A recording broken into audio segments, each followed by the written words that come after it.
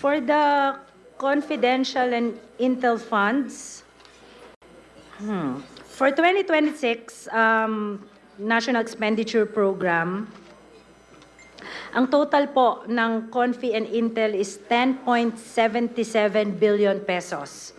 Ang breakdown po nito is confidential is 4.368 billion at ang Intel po ay 6.398 billion pesos.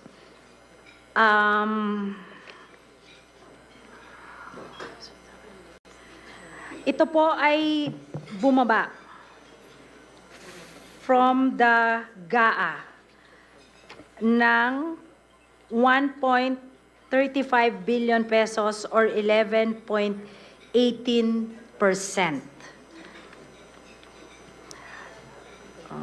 Breakdown. Hindi ko ito po, hindi ko po mabasa. Blurred siya. Blurred siya. Okay.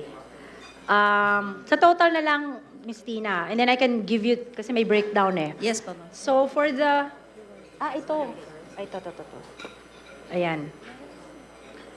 So ang pinakamataas po is Office of the President with 4.5 billion pesos po.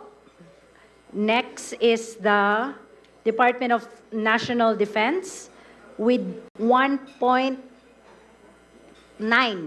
billion pesos, 1.848 billion pesos.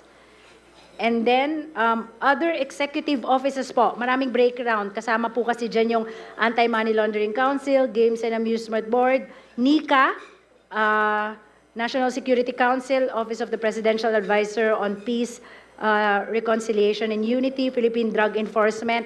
Yung lahat pong yon merong 2.292 billion pesos.